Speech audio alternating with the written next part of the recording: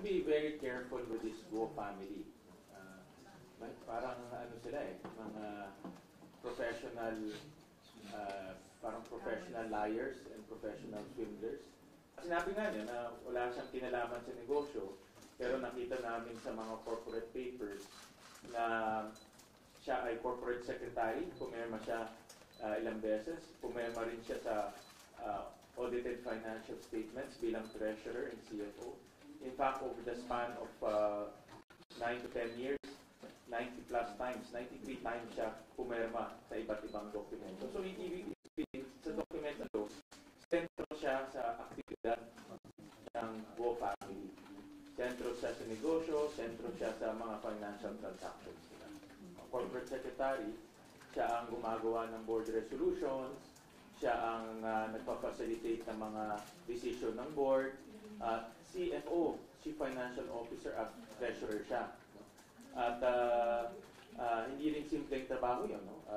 Ibig sabihin, ikaw ang pumiperma ng mga cheque, ikaw gumagawa ng libro, ikaw rin nagpo-file ng financial statements. So, contrary yan sinabi niya na nagpapatakbo lang siya ng embroidery machine. So, yung mga kumpanya, hindi ko lang matandaan yung 10, but QJJ Farms, QJJ Embroidery, yung meron siyang QC Genetics, we can give you the list.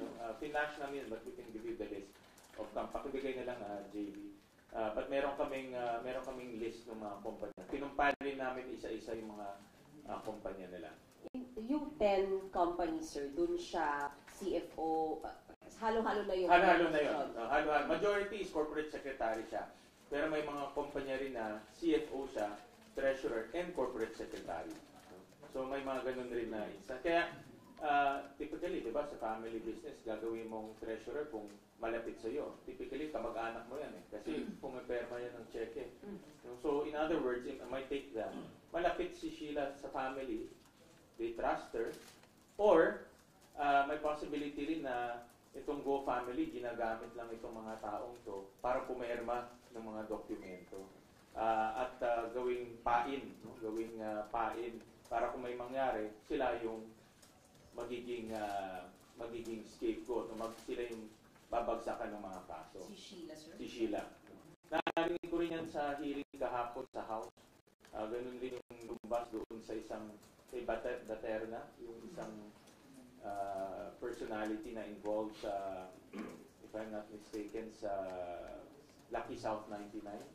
Tapos si Cassandra Ong, parang ganun din yung sinabi niya. So may pattern, may pattern na ganun din nangyari. But of course, these are all theories for now. We're still investigating. Sir, dun kapag magbabasehan kasi yung hearing ng isang araw, kung nakita niyo yung impression, parang may binubong image na wala siyang alam, sunod-sunuran lang siya kay Alice. Correct. Tama ka doon. Parang mababa yung aral niya, sir. Pero knowing yung sinasabi yung CFO pala siya, corporate secretary pala siya. So ano yun, sir? Well, para sa akin, kailangan matuto na tayo kay Go Hopping. Ganun din sinabi niya noong una. Pinanganak sa farm. Hindi niya alam. Malabo sa kanya paano siya lumaki. Hindi siya nag-aral. Simpleng tao lang, di ba? Paulit-ulit. Yung narrative, pare-pareho dito sa pamilyang to. At nadala na tayo sa kwento ni Go Hopping na parang hindi siya nag-aral o homeschool lang siya. Pero, well, in fact, talagang napakagaling niya pagdating sa pagpapatayo ng Pogo Hub at paggagawa ng krimen. Dahil nakatakas nga siya nang hindi na nakita ng gobyerno. So, yung narrative ni Sheila, pareho kay Go Hopping, and we cannot take it hook, line, and sinker. Hindi natin pwedeng paniwalaan kaagad. Dapat imbestigahan pa mas malaliman. Dahil yung mga dokumento nakikita namin, taliwas o iba sa sinasabi niya. We have to be very careful with this Go family. Parang ano sila mga professional professional liars and professional swindlers. Nakita natin nung una kay Go Hopping, diba? Lumaki sa farm, homeschool, simple lang, inosente, pero if you look at the documents and if you look at the evidence, hindi siya ganun . Much more sophisticated siya. At that's why we have to be careful. Of course, the demeanor tells us one part, but it's important also to look at the evidence. Right now, the evidence is pointing na hindi siya inosente dahil pumiperma siya ng mga dokumento. No? So, and kaya sabi ko sa kanya during the hearing na itong mga pinipermahan mo, malalagay ka sa alanganin.